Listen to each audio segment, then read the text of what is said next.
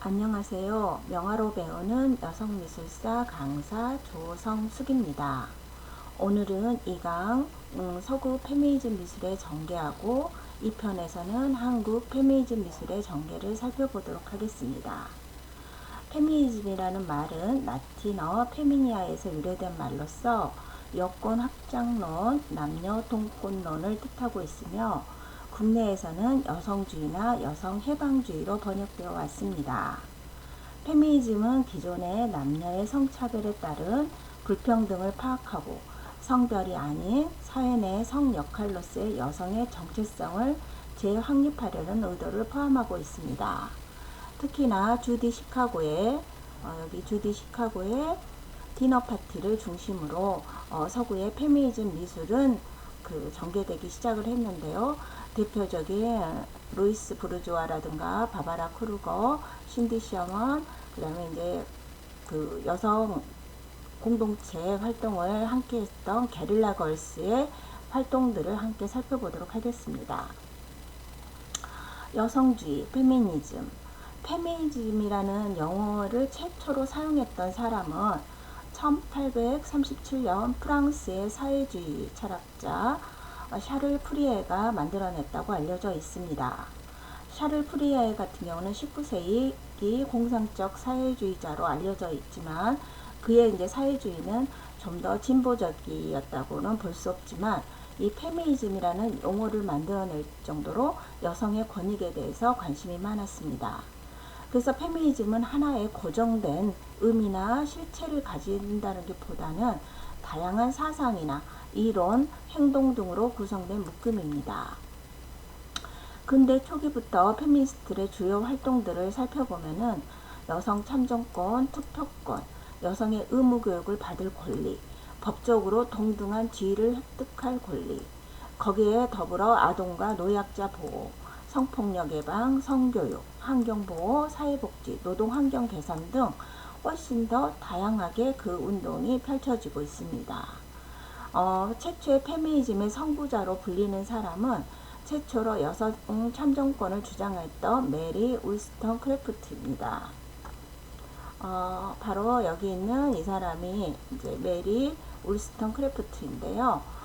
그녀는 1759년에 태어났습니다. 영국의 작가이자 철학자인 그녀의 여성 권리 옹호라는 이 책을 통해서 최초로 여성의 권리에 대한 이야기를 시작합니다. 대부분 페미니즘 이론은 다음과 같은 가정을 포함하고 있습니다. 첫 번째, 여성과 남성은 삶의 경험이 다르고 페미니즘은 이러한 경험의 차이를 설명하고자 한다. 그래서 여성과 남성이 애초에 태어나면서부터 뭔가 다르게 태어난 게 아니라 그 몸의 차이는 결국은 삶의 경험의 차이하고 에서 이제 발달되었다라고 보고 있습니다. 그 다음에 여성에 대한 차별과 억압은 여타 다른 사회관계의 일부분이 아니라 사회의 구조이자 사회가 운영되는 방식에서 그 차별과 억압이 시작되었다고 보고 있습니다. 여성 억압은 사회관계나 구조가 조직되는 방식이기 때문에 이러한 관계나 구조의 기용과 발전을 설명해야만 한다. 그래서 여성 억압에 대해서 여성의 역사, 여성의 이제 구조적으로 모순적으로 살았던 그런 시대상을 먼저 얘기할 수밖에 없습니다. 이러한 사회관계나 구조를 가부장제 또는 젠더 관계로 명명하고 있습니다. 페미니즘은 기존의 남녀 성차별에 따른 불평등을 파악하고 사회 내 성 역할, 젠더로서의 여성의 정체성을 재확립하려는 의도를 포함하고 있습니다. 이는 문학, 예술, 철학, 정치 등 사회 전반에 대한 의식의 전환을 의미하고 있습니다. 미술에서 페미니즘을 한번 살펴보겠습니다. 미술사 연구에 여성주의, 페미니즘 관점이 도입되면서 일어났습니다. 그래서 그게 어떤 이제 미술 행위보다는 미술 사학자의 어떤 연구에서부터 이제 이러한 미술사 연구가 이제 정립되기 시작을 했어요. 여성주의 역사가들이 미술에 대한 여성의 기여도, 그러니까 미술에서는 기존의 미술사가 너무 남성 편향적으로 이제 서술되어 왔고, 남성만이 미술의 역사에서 위대한 예술가로 기록됐다라는 부분들을 이제 재평가하면서 미술사 영역을 확장하면서 페미니즘 미술이 이제 본격적으로 역사적 논의로 시작됩니다. 성별에 따른 지배 논리, 남성 중심의 시선 구조 등을 연구 비판하면서 시작되었습니다.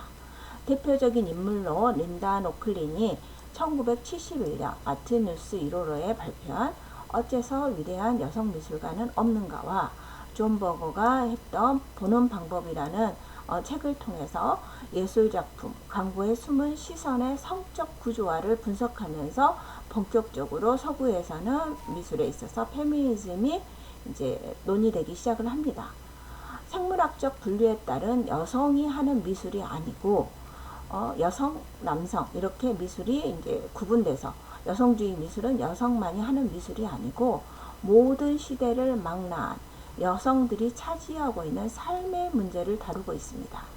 그래서 페미니즘 미술의 최대의 과제는 남성 중심적 미술사를 탈피하고 여성을 중심으로 이루어진 미술을 확립하는 일이며, 남성 위주의 문화가 도외시한 여성의 자궁이라든가 월경, 모성, 육아, 가사, 돌봄, 수혜 같은 여성적 경험을 주제화하고 있습니다. 대표적인 작가로는 주디 시카고, 미리엄 샤피로, 신디 셔먼, 게릴라 걸스, 로이스 브리주아, 제니 홀저, 바바라 크루거 등이 있습니다. 자, 페미니즘의 데모라고 불리는 1세대 페미니즘 미술가입니다. 주디 시카고는 여성의 경험을 전면에 내세우며 창작했던 대표적인 페미니즘 미술가입니다. 그녀는 자신의 이름을 주디 코엔에서 주디 시카고로 바꿉니다. 여기서 말하는 이 시카고는 자신이 태어난, 출생한 지역, 미국 시카고 지역을 말하고 있습니다. 자신이 이렇게 자신의 성을 시카고라는 지명으로 변경한 이유에 대해서 그녀는 이혼할 때마다 남편의 성으로 바꿔야 하는 미국식 이름 제도에 대한 불편함, 또 이게 전형적인 가부장제의 관습이라고 보고 있습니다.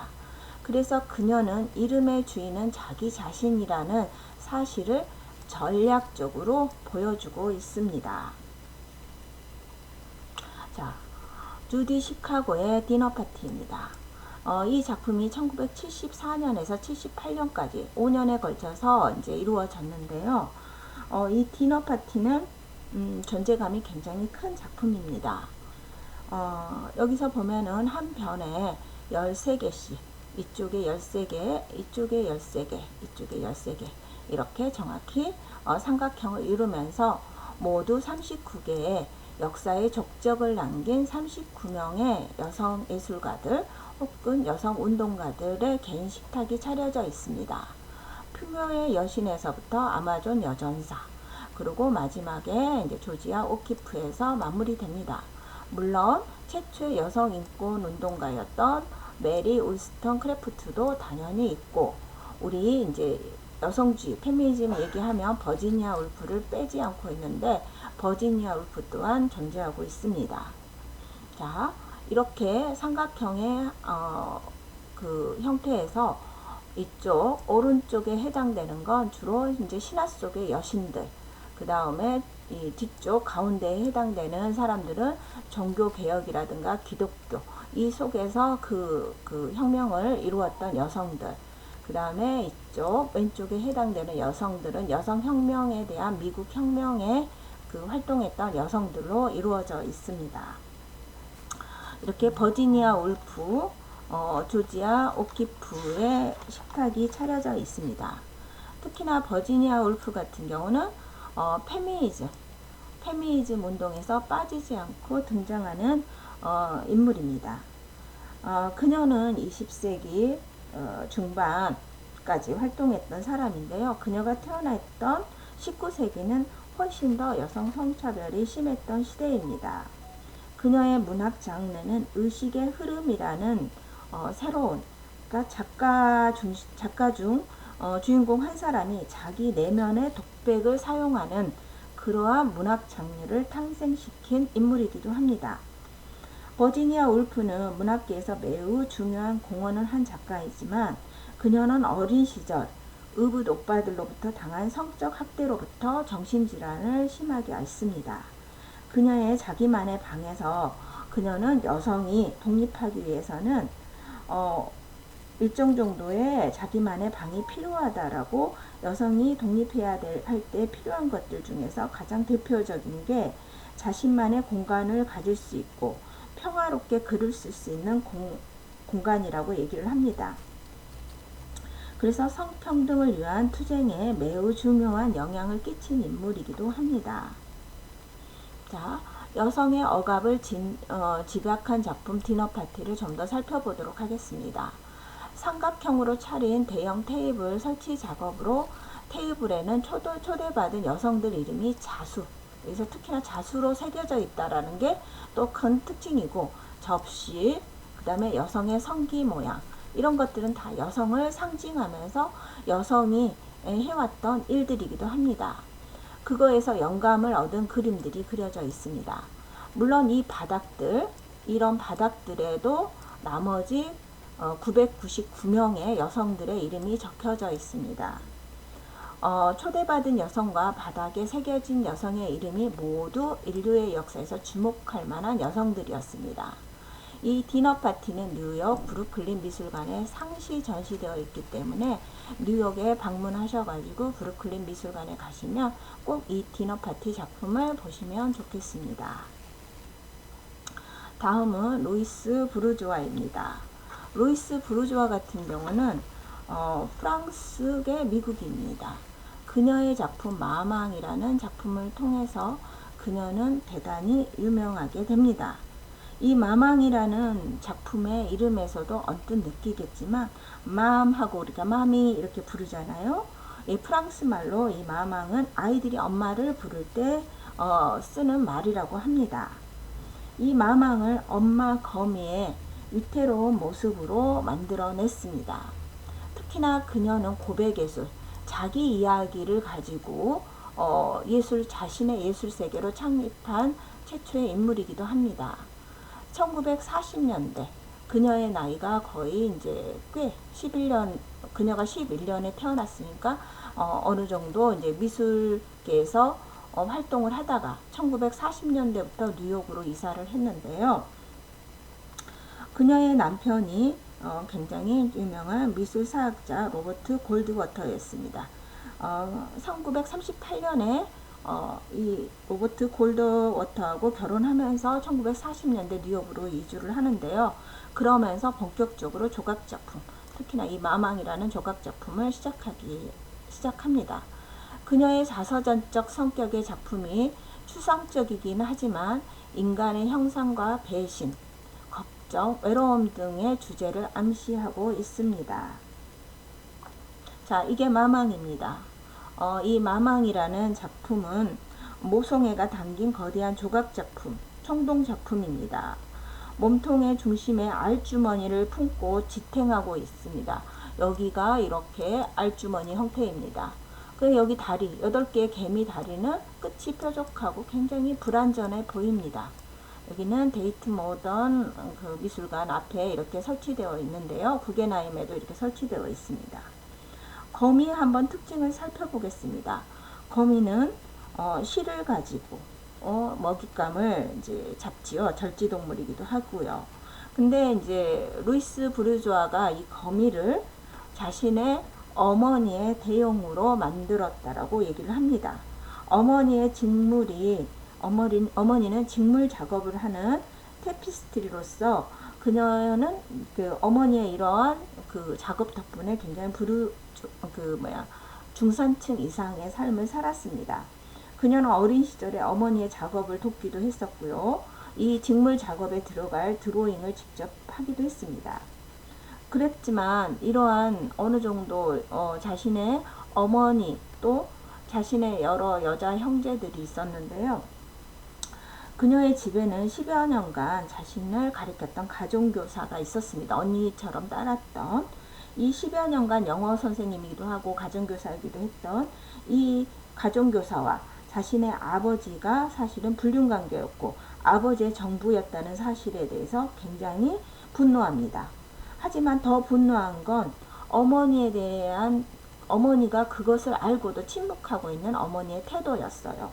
그래서 처음에는 어머니에게도 분노를 했다가 또 어머니에 대한 연민을 느낍니다. 그래서 불안, 억압, 성과 젠더의 이슈들을 예술적 방식으로 그녀는 이 거미의 형상으로 세계적인 작가의 반열에 오릅니다. 그녀가 이 거미 작품을 하면서 바쳤던 글입니다. 이 거미 작품은 나의 어머니에게 바치는 시다. 그녀는 나의 절친한 친구였다. 마치 거미처럼 나의 어머니 또한 방직을 하는 사람이었다. 직물을 이용해서 작업을 했던 사람이기 때문입니다. 그리고 또한 거미처럼 아주 현명했다. 거미는 질병을 옮기는 모기를 잡아먹는 아주 유용한 존재이다. 나의 어머니 또한 이렇듯 한 마리의 거미처럼 꼭 필요하며 누군가를 보호할 수 있는 존재였다. 그 보호하는 존재가 바로 자신을 포함한 가정이었겠지요. 그래서 부르주아는 굉장히 가부장적인 아버지가 또 굉장히 무서웠다고 합니다. 이 가부장적인 아버지에 대한 분노를 예술적 방식으로 계속 표현을 하는데요. 이 표현의 대표적인 또 작품이 아버지의 파괴입니다. 제목에서도 알 수 있듯이 굉장히 아버지에 대한 가부장적 권력에 대한 그 어떤 복수가 새겨져 있습니다. 한번 이 작품 아버지의 파괴에 대한 부르주아의 글을 읽어보겠습니다. 저녁 식사 시간에 아버지는 끊임없이 스스로를 자랑하고 가장했다. 아버지가 자랑을 늘어놓을수록 우리는 점점 더 위축됐다. 우리는 아버지를 식탁 위로 끌어당겨 매우 성공적으로 아버지를 물어뜯어 먹어치웠다. 이거는 이제 실제 있었던 이야기가 아니라 이 작품에 대한 설명입니다. 여기 이렇게 식탁이 차려져 있고요. 주변에 이제 여성을 상징하는 뭔가 둥근 유방 같기도 하고 살점 덩어리 같은 것들을 설치해서 짐승의 핏빛, 내장과 엉덩이, 허리와 다리 형상이 여기저기 나뒹굴고 있다. 이 설치 작업이 아버지에 대한 복수로 가족에 대한 만찬에서 가족이 아버지를 잡아먹는 장면을 암시한다. 이렇게 얘기하고 있습니다. 그녀는 예술을 통해서 두려움을 넘어섰고요. 자신은 이 두려움을 넘어서는 과정이자 또한 자신을 치유하는 과정이었다고 얘기합니다. 그래서 이렇게 예술을 통해서 그녀는 오히려 아버지를 용서할 수 있었다라고 얘기합니다. 자, 게릴라 걸스입니다. 게릴라 걸스는 어떻게 보면은 처음에 7명으로 말 그대로 게릴라 작전처럼 시작했던 그 퍼포먼스를 했던 행위예술가들입니다. 이렇게 고릴라 가면을 쓰고 움직인다 해서 이제 고릴라라는 그 고릴라 걸스라는 그 애칭을 얻게 됐는데요. 고릴라 마스크를 뒤집어 쓴 채 공공장수나 혹은 성차별이나 인종차별에 반대하는 퍼포먼스를 선보이는 특징을 보이고 있습니다. 특히나 앵그르의 오달리스크를 패러디한 포스터가 유명한데요. 여성이 메트로폴리탄 미술관에 들어가려면 발가 벗어야만 하나, 이 문구 하나로 굉장히 유명해집니다. 메트로폴리탄은 미국의 대표적인 뉴욕 한복판, 맨하탄 한복판에 있는 미술관입니다. 미국 최대의 미술관이라고 불리는 메트로폴리탄 미술관의 근대 미술 부분에서 보면은 여성 작가들의 작품은 5%밖에 되지 않는 반면에 여성이 벌거벗은 채 그려진 누드화는 85%다. 이건 대부분 여성을 소재로 한 것이다. 남성 중심의 미술사에서 여성은 그저 소유와 소비의 이미지로 전략한 것에 대한 저항의 의미를 담고 있습니다. 게릴라 걸스의 작품을 보겠습니다. 이게 이제 그 앵그르의 오달리스크를 패러디한 작품인데요. 오달리스크는 말 그대로 여성 누드화를 약간 관음증적인 시선으로 그렸던 대표적인 신고전주의 작가입니다. 이렇게 등 허리에 인간이라면 등뼈가 당연히 있을 텐데 등뼈를 아예 무시해버리고 보기에 좋은 시선의 구조로 작품을 했던 작품입니다. 이 오달리스크를 패러디한 작품이 이제 포스터로 제작되면서 게릴라 걸스의 활동은 지금 세계적인 공감을 얻고 있습니다. 자, 다음은 신디 셔먼입니다. 미국의 구성주의 사진에서 한 획을 구성주의란 건 뭔가 컨셉을 가지고 자신이 새롭게 패러디한 작품들을 사진으로 다시 재촬영하는 기법입니다. 자신이 작품의 모델이 되는 셀프 포트레이트 기법을 이용한 최초의 현대미술 작가이기도 합니다. 초기에는 버스를 탄 사람들이나 영화 속 혹은 광고 속 인물들을 분장해 캐릭터의 특성을 드러내는 사진 작업을 하다가 우연히 친구의 작업실에서 포르노 여배우들이나 할리우드 영화 속 여배우들의, 특히나 포르노 여배우들의 전형적인 모습을 연출하는 방식으로 여성에게 요구되는 이미지와 실제 드러나는 인간적 개체의 간극을 보여주는 작품을 제작합니다. 그녀는 가부장제 사회 속 대중매체에서 여성의 이미지가 어떻게 소비되고 있는지 비판하고 있습니다.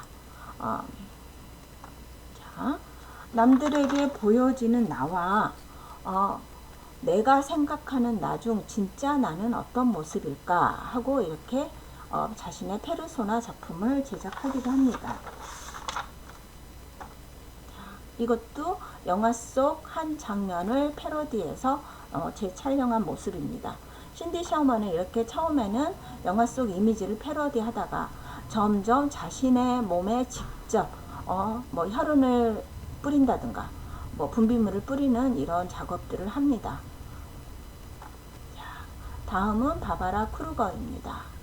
자, 바바라 크루거 같은 경우는 1945년 미국 뉴저지의 중산층 가정의 외동딸로 태어났습니다. 그녀는 1965년부터 뉴욕 파슨스 디자인 학교에 진학했고 파인아트를 통해서 이제 회화로 전향을 합니다. 저희 나라 아시아에서 첫 케인전을 저희 나라에서 2019년 6월에 아모레 퍼시픽 미술관에서 했었습니다. 그녀는 자신만의 독특한 방식으로 그 여성에 대한 부조리함에 대해서 물음표를 던지는 작업을 하는데요. 좀 전에 봤던 신디 셔먼이 자신의 신체를 통해서 남성 위주의 주요 문화에 한 거였다면 이 바바라 크루거 같은 경우는 똑같은 이슈, 여성에 대한 어떤 시선, 사회에서의 여성을 바라보는 이미지에 대해서 현장에 직접 참여를 하거나 정치 참여적으로 수행해 왔습니다. 대중들이 있는 공공장소의 포스터, 광고탑, 대중들이 입는 티셔츠나 가방 등에도 자신의 텍스트와 사진 이미지를 넣어서 표현하고 있습니다. 자, 그녀의 대표적인 당신의 몸은 전쟁터이다. 이렇게 절반을 뚝 나눠서 여성의 두 가지 이미지를 표현하고 있습니다. 이쪽은 사회가 원하는 이미지. 그래서 처음에는 여기에 낙태라든가 여성의 성적 이미지가 쓰여져 있는 어떤 광고 문구들을 새겨 넣었고요. 이쪽은 사회에서 일반적으로 여성은 이렇게 화장이 진하게 되어 있는 여성의 모습이 그려져 있습니다. 이 작품은 1989년 워싱턴에서 벌어졌던 낙태법 철회와 관련된 여성 시위의 포스터로도 사용됐습니다. 낙태의 권리가 여성에게 있는데 여성의 몸의 자유는 여성에게 있는데도 불구하고 그 여성의 낙태 권리를 남성에 의해서 결정되어야 된다는 사실에 대해서 절망과 분노를 했던 작품입니다. 왜 여성의 몸을 전쟁터로 해석했을까요? 권력, 전쟁, 뭐 이런 것들에 대해서 여성과 남성의 싸움이 아니라 실제로 그 남성 중심 사회에서 남성들이 이끌었던 그 사회의 부조리함에 대해서 분노하고 있습니다. 마지막으로 나는 쇼핑한다, 고로 존재한다 라는 작품입니다. 1987년에 제작했던 이 작품은 데카르트의 명제 나는 생각한다, 고로 존재한다 라는 명제가 떠오릅니다. 이 이성 중심의 철학자 데카르트의 이 명제를 거꾸로 나는 쇼핑한다, 고로 존재한다 라고 얘기했습니다. 여기에 큰 엄지손가락과 이게 손가락 사이에 카드 비슷하게 생긴 그 신용카드 비슷하게 생긴 것을 들고 있는 그 사람의 손가락입니다.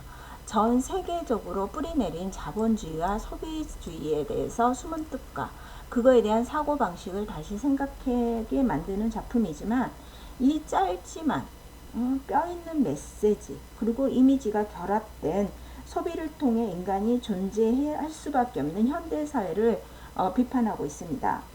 생활에 필요한 것을 사는 것이 아니라 재미, 과시, 자기 존재를 좀 더 고급스러운 상품으로 증명하려고 하는 현대인들을 패러디하고 있습니다. 이렇게 이제 바바라 크루거까지 저희는 서구 미술의 페미니즘 운동의 전개 과정을 살펴보았습니다. 이제 이 편에서는 한국 페미니즘 미술의 전개 과정을 살펴보도록 하겠습니다.